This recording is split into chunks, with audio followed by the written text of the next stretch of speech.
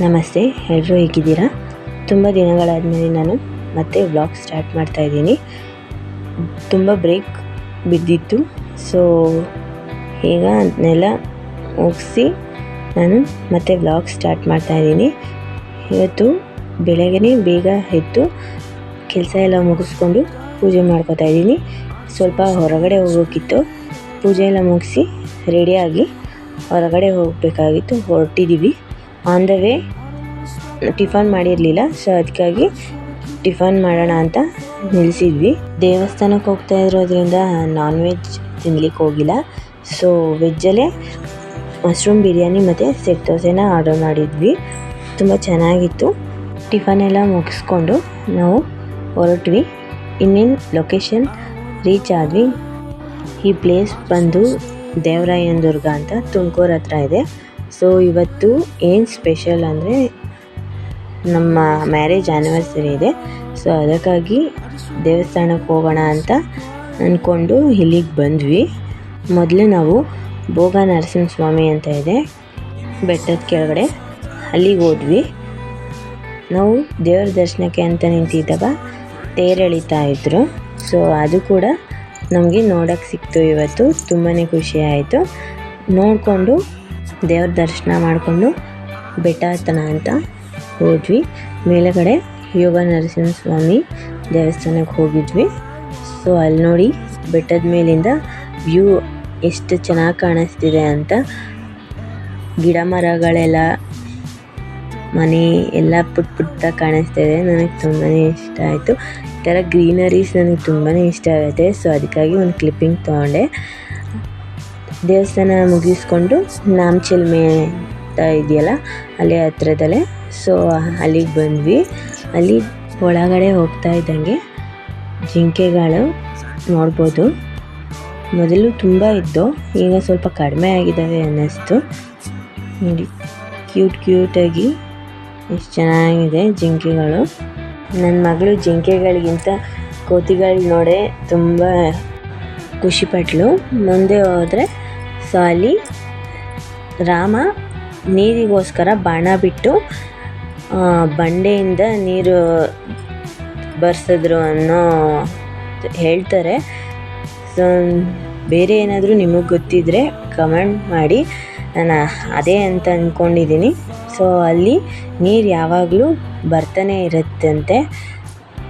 ನಾವು ಮುಂಚೆ ಹೋಗಿದ್ದಾಗೂ ಅದೇ ರೀತಿ ಇತ್ತು. ಇಷ್ಟೇ ನೀರು ಬರ್ತಾಯಿತ್ತು, ಈಗೂ ಅಷ್ಟೇ ನೀರು ಬರ್ತಿದೆ. ಅಲ್ಲಿಂದ ನೋಡಿದ್ರೆ ವ್ಯೂ ಕೂಡ ತುಂಬ ಚೆನ್ನಾಗಿದೆ. ನಿಮಗೇನಾದರೂ ಅದ್ರ ಬಗ್ಗೆ ಗೊತ್ತಿದ್ದರೆ ಕಮೆಂಟ್ ಮಾಡಿ. ನೋಡಿ ನನ್ನ ಮಗಳು ಎಷ್ಟು ಚೆನ್ನಾಗಿ ನಡ್ಕೊಂಡು ಬರ್ತಾ ಇದ್ದಾಳೆ. ಸೊ ನಾವು ಅಲ್ಲಿಂದ ಹೊರಟು ಊಟ ಎಲ್ಲ ಮುಗಿಸ್ಕೊಂಡು ನಾವು ಮನೆಗೆ ಬರೋ ಅಷ್ಟರಲ್ಲಿ ಸಂಜೆ 5 ಗಂಟೆ ಆಗೋಗ್ಬಿಟ್ಟಿತ್ತು. ಸ್ವಲ್ಪ ರೆಸ್ಟ್ ಮಾಡಿ ಫ್ರೆಶಪ್ ಆಗಿ ಕಾಫಿ ಬೇಕು ಅಂತ ಅಂದರು. ಸೊ ಅದಕ್ಕಾಗಿ ಕಾಫಿ ಮಾಡ್ಕೊಂಡು ಕೊಡೋಣ ಅಂತ ಮಾಡ್ತಾಯಿದ್ದೀನಿ. ಅಷ್ಟೇ ನನ್ನ ಮಗಳು ಬಂದಳು. ಸೊ ಅವಳನ್ನ ಅಲ್ಲಿ ಕಲ್ ಮೇಲೆ ಕೂರಿಸ್ಬಿಟ್ಟು ನಾನು ಕೆಲಸ ಮಾಡ್ಕೋತಾ ಇದ್ದೀನಿ. ಅವಳು ಸುಮ್ಮನೆ ಕೂರಲ್ಲ. ಸೊ ಅದಕ್ಕಾಗಿ ಅವಳಿಗೆ ಮ್ಯಾಂಗೋ ತಿನ್ನಿಸೋಣ ಅಂತ ತೊಗೊಂಡೆ.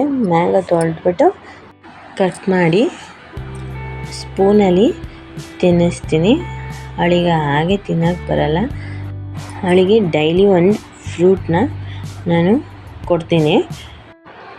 ಅವಳಿಗೆ ಫ್ರೂಟ್ಸ್ ತಿನ್ನಿಸಿ ಈ ಕಡೆ ಹಾಲು ಕೂಡ ಕಾಯ್ತಾ ಇದೆ. ನಾನು ಒಂದು ಕಪ್ಪಿಗೆ ಶುಗರ್ ಮತ್ತು ಕಾಫಿ ಪೌಡರ್ನ ಹಾಕಿ ಆಮೇಲೆ ಅದಕ್ಕೆ ಎಷ್ಟು ಬೇಕೋ ಅಷ್ಟು ಹಾಲನ್ನ ಹಾಕ್ಬಿಟ್ಟು ಟಿಪಾಯಿಸಿದ್ರೆ ಕಾಫಿ ಆಗುತ್ತೆ. ಸೊ ನಮಗೆ ಇದೇ ಥರ ಇನ್ಸ್ಟೆಂಟ್ ಕುಡಿದೇ ಅಭ್ಯಾಸ. ಸೊ ನಮ್ಮ ಹಸ್ಬೆಂಡ್ಗೆ ಈಗ ಕಾಫಿ ಮಾಡಿಕೊಟ್ಟೆ.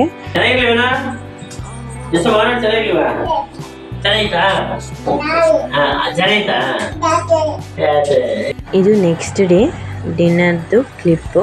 ಡಿನ್ನರ್ಗೋಸ್ಕರ ನಾನು ಹೀರೆಕಾಯಿ ಬಳಸ್ಕೊಂಡು ಹೀರೆಕಾಯಿ ಪಪ್ಪು ಮಾಡ್ತಾಯಿದ್ದೀನಿ. ಅದಕ್ಕೆ ಮೊದಲು ನಾನು ಮಸೂರ್ ದಾಲ್ ಮತ್ತು ತೊಗರಿಬೇಳೆನ ಮಿಕ್ಸ್ ಮಾಡಿ ನೀರಲ್ಲಿ ಚೆನ್ನಾಗಿ ತೊಳೆದು ಅದನ್ನ ಸ್ವಲ್ಪ ಹೊತ್ತು ನೆನೆಲಿಕ್ಕೆ ಬಿಡ್ತಾಯಿದ್ದೀನಿ. ಅಷ್ಟರಲ್ಲಿ ನಾವು ಬೇಕಾದಂಥ ತರಕಾರಿಗಳನ್ನೆಲ್ಲ ಕಟ್ ಮಾಡಿ ಇಟ್ಕೊಳ್ಳೋಣ. ಅದಕ್ಕೆ ನಾವು 3ರಿಂದ 4 ಹಸಿಮೆಣಸಿನ್ಕಾಯಿ, 1 ಬೆಳ್ಳುಳ್ಳಿ, 2 ಟೊಮೆಟೊ, 2 ಚಿಕ್ಕದಾಗಿರೋಂಥ ಹೀರೆಕಾಯಿನ ತೊಗೊಂಡಿದ್ದೀನಿ. ಅದನ್ನೆಲ್ಲ ಚೆನ್ನಾಗಿ ತೊಳೆದು ಸಣ್ಣ ಸಣ್ಣದಾಗಿ ಕಟ್ ಮಾಡಿ ಎತ್ತಿಟ್ಕೊಂಡಿದ್ದೀನಿ. ಈಗ ಒಂದು ಕುಕ್ಕರಿಗೆ ಕಟ್ ಮಾಡಿರೋಂಥ ತರಕಾರಿ, ಬೇಳೆ ಎಲ್ಲ ಹಾಕೋತಾ ಇದ್ದೀನಿ.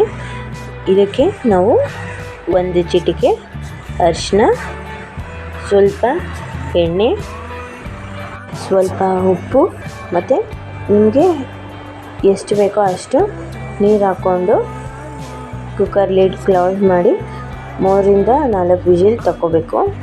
ಬೇಳೆ ಮತ್ತು ಹೀರೆಕಾಯಿ ಎಲ್ಲ ಚೆನ್ನಾಗಿ ಬೆಂದಿರಬೇಕು,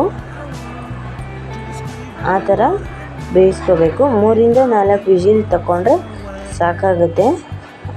ಅಷ್ಟರಲ್ಲಿ ನಾವು ಒಗ್ಗರಣೆಗೆ ರೆಡಿ ಮಾಡ್ಕೊಳ್ಳೋಣ. ಒಗ್ಗರಣೆಗೆ ಏನೇನು ಬೇಕು ಅದನ್ನೆಲ್ಲ ಕಟ್ ಮಾಡಿ ಇಟ್ಕೊಂಡಿದ್ದೀನಿ.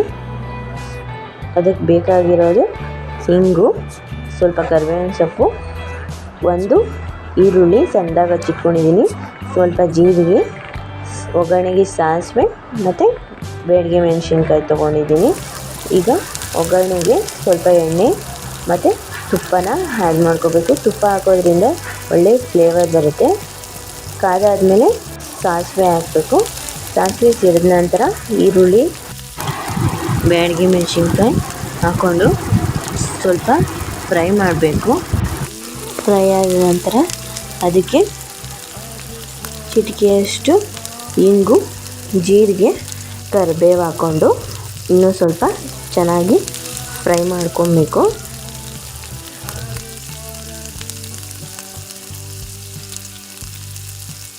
ಕುಕ್ಕರ್ ಕೂಡ ಏರೆಲ್ಲ ಹೋಗಿ ಈಗ ತಣ್ಣಗಾಗಿದೆ. ನೋಡೋಣ ಹೇಗಾಗಿದೆ ಅಂತ. ಇಷ್ಟು ಬೆಂದರೆ ಸಾಕು ನೋಡಿ. ಈಗ ನೀರೆಲ್ಲ ಸಪ್ರೇಟ್ ಮಾಡಿಕೊಂಡು ಸ್ವಲ್ಪ ಸ್ಮ್ಯಾಶ್ ಮಾಡ್ಕೊಳ್ಳೋಣ. ಈಗಾಗಲೇ ಬೆಂದಿರುತ್ತೆ, ಸುಮ್ಮನೆ ಸ್ವಲ್ಪ ಕ್ರಷ್ ಮಾಡ್ಕೊಳ್ಳಿ ಸಾಕು. ಈಗ ಅದನ್ನು ಒಗ್ಗರಣೆ ಹಾಕಿರೋಂಥ ಪಾತ್ರೆಗೆ ಹಾಕ್ಕೊಂಡು ನೀರು ಕೂಡ ಸೇರಿಸ್ಕೋಬೇಕು. ಸಾರು ನಿಮಗೆ ಎಷ್ಟು ಥಿಕ್ನೆಸ್ ಬೇಕೋ ಅಷ್ಟು ನೋಡಿಕೊಂಡು ನೀರನ್ನ ಆ್ಯಡ್ ಮಾಡ್ಕೊಳ್ಳಿ. ನಾವು ಪಪ್ಪು ಮಾಡ್ತಾ ಇರೋದ್ರಿಂದ ಅದು ಸ್ವಲ್ಪ ಥಿಕ್ನೆಸ್ ಇದ್ರೇ ಚೆನ್ನಾಗಿರುತ್ತೆ. ಈಗ ನಾನು ಅದಕ್ಕೆ ಅರ್ಧ ಸ್ಪೂನು ಸಾಂಬಾರು ಪೌಡರ್ ಮತ್ತು ರುಚಿಗೆ ತಕ್ಕಷ್ಟು ಉಪ್ಪನ್ನ ಸೇರಿಸ್ಕೊಂಡು ಒಂದು ಕುದಿ ಬರೋವರೆಗೂ ನಾನು ಕುದಿಸ್ಕೊತೀನಿ. ಒಂದು ಕುದಿ ಬಂದರೆ ಸಾಕು, ಪಪ್ಪು ರೆಡಿ ಆಗುತ್ತೆ. ತುಂಬ ಬೇಯಿಸೋ ಅಂಥ ಅವಶ್ಯಕತೆ ಇರೋದಿಲ್ಲ. ಕೊನೆಯಲ್ಲಿ ಸ್ವಲ್ಪ ಕೊತ್ತಂಬರಿ ಸೊಪ್ಪು ಹಾಕ್ಕೊಂಡ್ರೆ ಪಪ್ಪು ರೆಡಿ ಆಗುತ್ತೆ. ತುಂಬಾ ಟೇಸ್ಟಿಯಾಗಿ ತುಂಬಾ ರುಚಿಯಾಗಿ ಬಂದಿತ್ತು. ಪಪ್ಪು ಎಲ್ಲ ಆಂಧ್ರದಲ್ಲೇ ತುಂಬ ಜಾಸ್ತಿ ಮಾಡೋದು. ದಿನ ಒಂದೇ ಥರ ಸಾರು ಮಾಡಿ ಬೇಜಾರಾಗಿದೆ ಅನ್ನೋರು ಇದನ್ನು ಟ್ರೈ ಮಾಡಿ, ತುಂಬ ಚೆನ್ನಾಗಿರುತ್ತೆ. ಮುದ್ದೆಗೂ ಕೂಡ ತುಂಬ ಚೆನ್ನಾಗಿರುತ್ತೆ. ಸ್ವಲ್ಪ ತುಪ್ಪ ಸೇರಿಸ್ಕೊಂಡು ಸರ್ವ್ ಮಾಡಿದ್ರೆ ಇನ್ನೂ ತುಂಬ ಚೆನ್ನಾಗಿರುತ್ತೆ. ಸೈಡ್ಸ್ಗೆ ಬಜ್ಜಿನೋ ಅಥವಾ ಹಪ್ಪಳನ ಕೊಟ್ಟರೆ ಡಿನ್ನರ್ ತುಂಬ ಸೂಪರಾಗಿರುತ್ತೆ. ನಾನಿವತ್ತು ಬಜ್ಜಿ ಮಾಡ್ಕೊಂಡಿದ್ದೆ, ಅದನ್ನೇ ಸರ್ವ್ ಮಾಡ್ತಾಯಿದ್ದೀನಿ. ರೈಸ್ ಜೊತೆನೂ ತುಂಬಾ ಚೆನ್ನಾಗಿರುತ್ತೆ.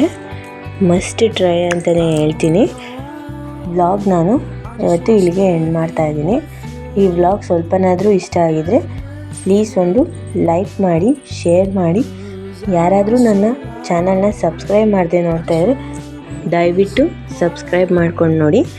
ನಮ್ಮ ಲೈಫ್ ಸ್ಟೈಲ್ ನಿಮಗೆ ಇಷ್ಟ ಆಗಿದರೆ ಪ್ಲೀಸ್ ಎಸ್ ಅಂತ ಕಮೆಂಟ್ ಮಾಡಿ. ಪ್ಲೀಸ್ ಸಪೋರ್ಟ್ ಮಾಡಿ.